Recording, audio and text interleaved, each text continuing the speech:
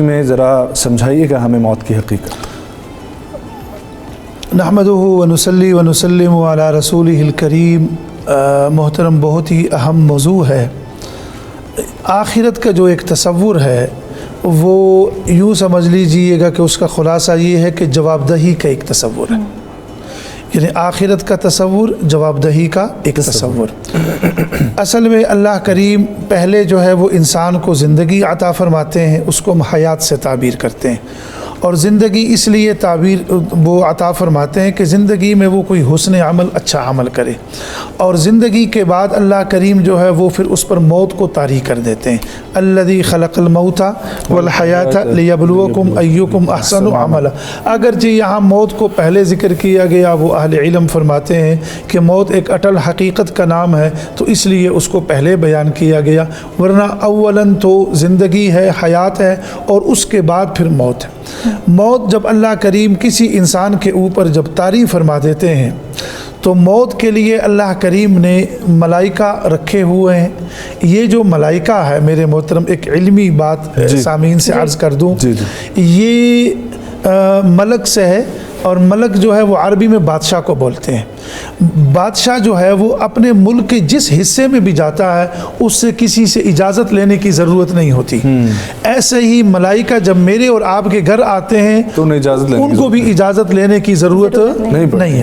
اچھا، جب وہ ملائکہ ہمارے پاس تشریف لاتے ہیں، جو موت کے فرشتے ہیں، جو حضرت عزرائیل علیہ السلام کے ارد گرد جو ایک مکمل ایک ٹیم ہے، اچھا جب انسان کے اوپر موت کو اللہ کریم طاری فرما دیتے ہیں تو میں اور آپ تجہیز و تکفین کے ساتھ اس شخص کو قبر میں رکھ لیتے ہیں۔ تو یہ جو قبر ہے یہ ایک گڑھا بھی ہے، اور یہ ایک اخروی منازل کی جو ہے وہ پہلی منزل بھی ہے۔ اس کو برزخ بھی کہا گیا ہے۔ وَمِن وَرَائِهِمْ بَرْزَخٌ إِلَى يَوْمِ يُبْعَثُونَ۔ برزخ عربی زبان میں اصل میں ایک آڑ کو کہتے ہیں، پردے کو، جیسے قرآن مجید میں اللہ کریم فرماتے ہیں مرج البحرین یلتقیان بینہما برزخ، کہ ان دو دریاؤں کے درمیان میں ایک آڑ ہے۔ تو یہ دو عالم ہے، ایک عالم دنیا ہے، ایک عالم عقبہ ہے۔ عالم عقبہ اور عالم دنیا کے درمیان میں اب یہ آڑ ہے، اب یہ ایک پردہ ہے۔ یہاں پر جب انسان کو آپ رکھ لیتے ہیں تو اس انسان کی اگر روح ہے تو جب روح اس سے نکل سکتی ہے تو روح واپس بھی آ سکتی ہے، بات ختم ہو گئی۔ جب انسان سے روح نکل سکتی ہے تو روح واپس بھی آ سکتی ہے۔ اب جب روح واپس آتی ہے اور اس کو آپ ایسے ہی رکھ لیتے ہیں جیسے آپ نے دنیا سے اس کو ایسا ہی رکھا۔ ایک سوال یہ بھی ہو سکتا ہے کہ ہندو لوگ ہیں یا اور لوگ ہیں وہ ان کو جلا بھی دیتے ہیں، تو اس کا سورہ یاسین میں جواب دیا گیا کہ وَضَرَبَ لَنَا مَثَلًا وَنَسِيَ خَلْقَ قَالَ مَن يُحْيِي الْعِظَامَ وَهِيَ رَمِيمٌ۔ ابو جہل ایسی ہڈیوں کو چور چور کر کے لے کر آیا اور اس نے کہا ان کو کون زندہ کرے گا؟ تو اللہ کریم نے فرمایا قُلْ يُحْيِيهَا الَّذِي أَنشَأَهَا أَوَّلَ مَرَّةٍ، جس نے پہلی مرتبہ ان کو زندہ کیا ہے وہ دوبارہ بھی ان کو کیا کر سکتا ہے؟ زندہ کر سکتا ہے۔ تو ایسے ہی کوئی لاش جل جائے، کوئی مچھلیاں ان کو کھا جائے، وہ کوئی مسئلہ نہیں بنتا۔ اب یہ شخص جو ہے یہ قبر میں رہتا ہے اور یہ قیامت تک رہے گا، یہ مکمل طور پر یہی قیامت تک رہے گا۔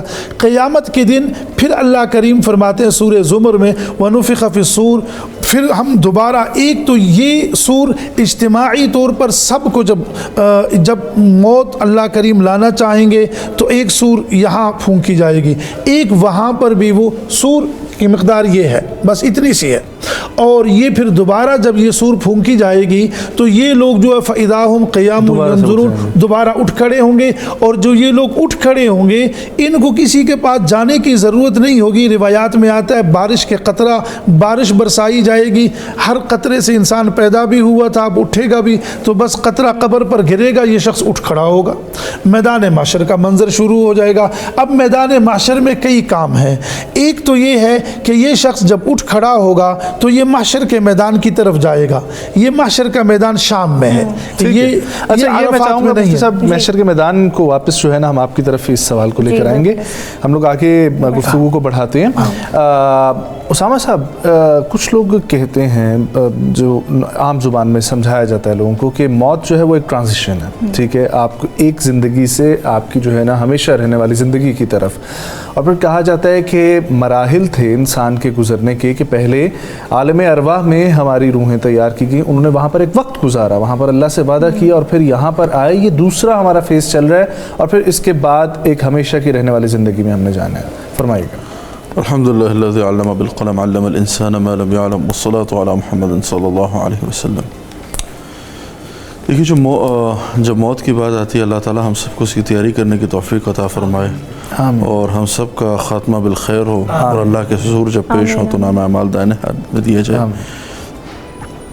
دیکھیے یہ ساری باتیں عالم ارواح کے حوالے بھی اللہ نے بیان کیے، جیسے حضرت نے بیان فرمائی کچھ چیزیں کہ جو معاملات ہیں جو ہمارے سامنے آیا تھے، اللہ کے قرآن کریم نے بیان کی، رسول اللہ صلی اللہ علیہ وسلم نے حوال بیان کی وہ چیزیں. اصل مقصود جو ہے موت کے ساتھ، اور اللہ تعالیٰ نے جو ہے وہ کہا کل نفس ذائقۃ الموت وانما توفون اجورکم یوم القیامہ، تم سب کو جو ہے اس دن، یعنی وہ دن ہے کہ جیسے ایک مزدور ہے وہ بھاگ دوڑ کرتا رہا، ٹھیک ہے، اب وہ مزدور بھی اس میں کھڑا ہے اس لائن میں کہ جس نے اس میں جو ہے کام میں ڈنڈی ماری ہے، اس میں وہ مزدور بھی کھڑا ہوا ہے جس نے اپنی مزدوری پوری کی ہے، وہ بھی ہے جس نے دکھاوے سے کام لیا ہے، سب کھڑے ہیں. اور اس میں جو ہے آج جو فورمین ہے وہ بھی وہیں پہ کھڑا ہوا ہے، جو سول انجینئر ہے. تاریخ جب لگتی ہے تو مالک کے سامنے سارے جا کے ایک ہی برابر کھڑے ہو جاتے ہیں. مالک نے کسی کو کم کسی کو زیادہ صرف تنخواہ دینی ہوتی ہے، ساری اپنی مزدوری اجرت لینے کے لیے پہنچے ہوتے ہیں. یہ موت کا دن بھی ہم سب کے لیے ویسا ہی ہوگا. اور اس دن جو اللہ نے واضح فرما دیا فمن زحزح عن النار، کہ جو اس دن آگ سے بچ گیا، اب ادخل الجنہ، اور جنت میں داخل ہو گیا، فقط فاز. پھر رسول اللہ صلی اللہ علیہ وسلم نے اس دنیا کی حقیقت کو اس طرح سے، جو آپ نے کہا کہ جس جگہ ہم رہ رہے ہیں، رسول اللہ صلی اللہ علیہ وسلم نے کہا الدنیا سجن المؤمن و جنت للکافر، دنیا مسلمان کے لیے قید خانہ ہے اور کافر کے لیے جنت ہے. جنت اسی لیے ہے کہ اللہ خود قرآن میں کہہ رہا لا اکراہ فی الدین، کی زبردستی نہیں ہے کسی کو بھی دین کی طرف لایا جائے. اور رسول اللہ صلی اللہ علیہ وسلم کو بھی کہا کہ آپ ان کے اوپر اپنی جان کیوں ہلکان کرتے، یہدی من یشاء الی صراط مستقیم، یہ تو میری مرضی ہے، جس کو چاہوں اس کو سیدھے رستے پر لے کے آ رہا ہوں. کفار کے لیے جو سب سے بڑا معاملہ، اور معاذ اللہ رسول اللہ صلی اللہ علیہ وسلم کی تصدیق کیا کرتے تھے، وہ اسی معاملے پہ کیا کرتے تھے کہ یہ عجیب منطق ہے کہ مارے جائیں گے پھر اٹھائے جائیں گے، اسی سے انکار تھا. اور وہی جو کہا وَنُفِخَ فِي الصُّورِ فَإِذَا هُم مِّنَ الْأَجْدَاثِ إِلَىٰ رَبِّهِمْ يَنْسِلُونَ، کھڑے ہوں گے کہیں قَالُوا يَا وَيْلَنَا مَنْ بَعَثَنَا مِن مَرْقَدِنَا، کون ہے جس نے آج اس میں سے ہمیں اٹھایا، تو لیکن هَذَا مَا وَعَدَ الرَّحْمَٰنُ، کہ یہی تم سے تمہارے رحمان کا وعدہ تھا. یعنی رحمان کی صفت اللہ کی جو ہے وہ اس دنیا میں اب ختم. کیوں؟ وہ خود کہہ رہا ہے اس دن کے لیے کہ جب سب کچھ ختم ہو جائے گا، اللہ خود آواز لگا رہے لمن الملک اليوم، کون ہے آج کے دن کا مالک. اللہ اکبر. پھر اس دن اللہ تعالیٰ ہر جگہ کہہ رہے انہ هو الغفور الرحیم، انہ هو الغفور الرحیم. یہاں آ کے اللہ کہتے ہیں للہ الواحد القہار، اللہ اکبر. وہ اپنے قہر کو اپنے اوپر غالب کر لیتے. اللہ اکبر. بہرحال بات ایسی ہے، اللہ تعالیٰ ہم سب کو اس موقع کی تیاری کی توفیق عطا فرمائے. ہم سب کی حقیقت ہی وہ ہے کہ جو کچھ ہو رہا ہے یہ سارا کچھ ہمارے ساتھ تماشا ہے. خود اللہ قرآن میں کہہ رہا ہے انما الحیات الدنیا لعب ولا، یہ سارا کھیل تماشا ہے. اس کے پیچھے انسان کا اپنے آپ کو گم کر دینا، اس میں اور اللہ کی اتنی کھلی نشانیوں کا سامنے ہونا اور پھر بھی انسان کا اس سے دور رہنا، اس کی بھی رسول اللہ صلی اللہ علیہ وسلم نے تشریح فرمائی. میں اس پہ بات ختم کرتا ہوں. رسول اللہ صلی اللہ علیہ وسلم نے آخری وقت میں جو امت کے اندر بیماری کا ذکر بھی فرمایا، اس کا نام وہن لیا. اور کیا ہے وہن؟ کہ انسان جو ہے دنیا کی محبت میں گرفتار اور موت کے خوف سے غافل ہو جائے. بالکل. اس وقت جو ہماری معاشرتی برائیاں ہیں یا ہماری معاشی خرابیاں ہیں یا امت جو بدحالی میں ہے، اس کی صرف وجہ ہے کہ ہمارا آخرت سے تعلق ٹوٹا ہوا ہے. جو ہمارا اصل گھر ہے، جہاں ہم نے جانا ہے، اس کی تیاری میں ہم اتنے نہیں ہیں. لیکن جہاں پہ ہم قید خانے میں ہیں، اس قید خانے کو سجانے میں لگے ہوئے، جہاں سے ایک دن کبھی ہم نے نکل جانا ہے، یا سزائے موت ہو کے نکل جانا ہے، یا اس سے جو ہے وہ الیکٹرک شاک لگ کے کسی بھی حالت میں انسان جا سکتا ہے. کسی کا وقت کا پتہ نہیں، تو بس اس کی تیاری کرنے کی اللہ توفیق عطا فرمائے. علامہ صاحب، جیسے حدیث میں بھی آتا ہے، رسول پاک صلی اللہ علیہ وسلم نے فرمایا کہ موت کی سختیاں واقعی سخت ہیں. تو یہ جو موت کا وقت ہوتا ہے جب فرشتے روح قبض کرتے ہیں، یہ لمحہ تمام لوگوں کے لیے ایک جیسا ہے یا اعمال کے لحاظ سے فرق ہوتا ہے؟ اعوذ باللہ من الشیطان الرجیم بسم اللہ الرحمن الرحیم بہ نستعین وہو خیر ناصر و معین اما بعد فقط. یہ بہت شکریہ اس موضوع کو آپ نے ڈسکس کرنے کے لیے موقع دیا. دیکھیں قرآن مجید کی آیت ہے. پہلی بات تو یہ ہے کہ یہ جو موت ہے جو ہمارا ٹاپک بھی ہے موضوع بھی ہے موت کی حقیقت کیا ہے ٹھیک ہے اور اسی کے متعلق آپ کا سوال کل نفس ذائقۃ الموت. یہ جو آیت ہے قرآن مجید کی اس میں 3 چیزیں بیان ہوئی ہیں. ایک موت نفس ذائقہ ٹھیک ہے یہ 3 چیزیں ڈسکس ہوئی ہیں اور یہی موت کی حقیقت ہے. اگر یہ اس آیت کی تفسیر کی جائے اور اس آیت کو دقت کے ساتھ سمجھا جائے تو موت کی حقیقت کو بیان کیا گیا ہے. دیکھیں میں ایک مثال دوں گا سادی سی مثال دوں گا. جب ہم کھانا کھاتے ہیں تو اس کا ذائقہ ہم ٹیسٹ کرتے ہیں چکھتے ہیں ٹھیک ہے. اچھا یہ جب ہم کھانا کھا لیتے ہیں کوئی بھی لقمہ ہم اب آپ زیادہ مثالیں لے سکتے ہیں یہاں پہ ایکس وائی زیڈ جو بھی فوڈس ہیں آپ کسی کی بھی مثال لے لیں. جب وہ ہمارے حلق سے اترتا ہے تو کیا آیا یہ سوال یہ ہے کہ یہ وہ ختم ہو گیا کھانا ختم ہو گیا؟ ایک معنوں میں یہ جو کھانا ہے یہ جو فوڈ ہے یہ وہ ختم نہیں ہوا. اس کی جو طاقت ہے جو حقیقت ہے وہ ہمارے بدن میں کیا گئی منتقل ہو گئی ہے ٹھیک ہے. تو میں کہنا یہ چاہتا ہوں کہ موت فنا ہونے کا نام نہیں ہے. موت ایک ایسی ابدی حقیقت ہے کہ جس کا ذائقہ ہر ذی روح نفس نے چکھنا ہے ٹھیک ہے. اب سوال یہ ہے کہ وہ ذائقہ ہر انسان کا ایک جیسا ہوتا یا نہیں ہوتا. تو یہاں پہ میں عرض کروں گا کہ ہر انسان کا کہ موت کا ذائقہ ایک جیسا نہیں ہوتا. جس انسان نے موت کے لیے کام کیا ہوگا ظاہر سی بات ہے اس کا ذائقہ اچھا ہوگا اور جس نے موت کے لیے کام نہیں کیا جس نے اپنی اخروی زندگی کے لیے یا یوں سمجھے کہ موت کے لیے تیاری نہیں کی. یہاں پہ ایک حدیث بھی مجھے ذہن میں آتی ہے. پیغمبر اسلام رسول خدا صلی اللہ علیہ وآلہ وسلم کے پاس ایک شخص آیا. جاء رجل الی النبی صلی اللہ علیہ وآلہ وسلم فقال له. رسول کے پاس ایک شخص آیا اور سوال کیا یا رسول اللہ ان اتمنى الموت ازن ان اتمنى الموت یا رسول اللہ آپ اجازت دیتے ہیں کہ میں موت کی تمنا کروں موت میں یہ کہوں کہ خدایا مجھے موت دے دے. تو رسول خدا نے فرمایا لا بد ان ينبغي. موت کوئی ایسی چیز نہیں ہے کہ جو آپ تمنا کریں گے تو مل جائے گی. اگر تمنا نہیں کی تو آپ کو موت چھوڑ دے گی.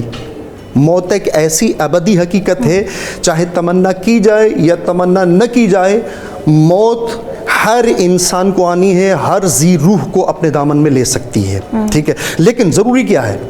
رسول خدا فرماتے ہیں ضروری یہ ہے کہ جو بندہ موت کی تمنا کرنا چاہتا ہے اس کو چاہیے کہ وہ اپنے موت کے وقت کے لیے 10 ہدیے موت اور اس کی بعد کی جو زندگی ہے 10 ہدیے اپنی زندگی میں آگے بھیج سکے ٹھیک ہے. اور اس کو چاہیے کہ وہ بھیجے اگر وہ چاہتا ہے کہ میری موت اچھی ہو جائے. ان میں سے ایک ہدیت جبرائیل ہے ہدیت الازرائیل ہے ٹھیک ہے. اسرائیل کا ہدیہ کیونکہ جو موت کا فرشتہ ہے اس کو آپ نے اگر ایڈوانس میں کوئی چیز نہیں بھیجی تو یقیناً آپ کا موت کا ٹائم ذائقہ برا ہو سکتا ہے. رسول سے سوال کیا گیا پیغمبر اسلام سے سوال کیا گیا یا رسول اللہ وہ کون سی چیزیں؟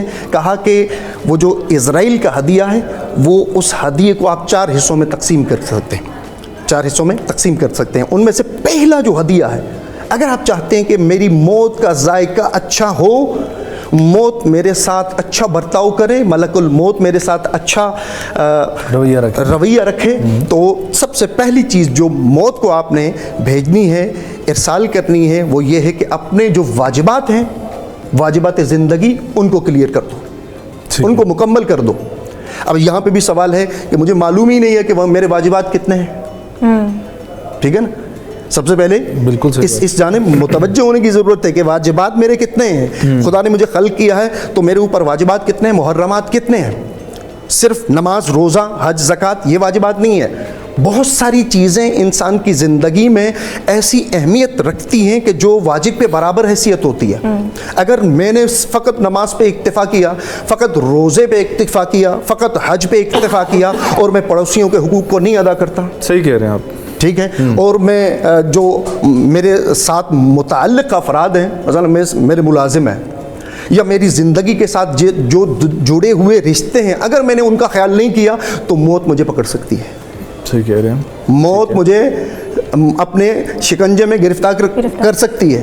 ٹھیک ہے، تو لہٰذا خلاصہ مطلب یہ ہوا کہ اگر میں چاہتا ہوں کہ میری موت اچھی ہو، اس کے لیے تیاری کرنے کی ضرورت، اس کے لیے تیاری کرنی ہوگی اپنی زندگی میں. یہ نہیں ہے کہ موت کے وقت تیاری ہوگی، نہیں، اپنی زندگی میں موت سے قبل جو ہے نا تیاری کرنی ہوگی، تب جا کے میری موت کا ذائقہ اچھا ہوگا. اور جو انسان تیاری کے ساتھ جاتا ہے اس کی موت کا ذائقہ اچھا ہوگا، اور جو بغیر تیاری کے جائے گا، ظاہر سی بات ہے امتحان میں بھی بغیر تیاری کے جاؤ گے تو ظاہر سی بات ہے رزلٹ اچھا نہیں آئے. بہت خوب، بہت خوب.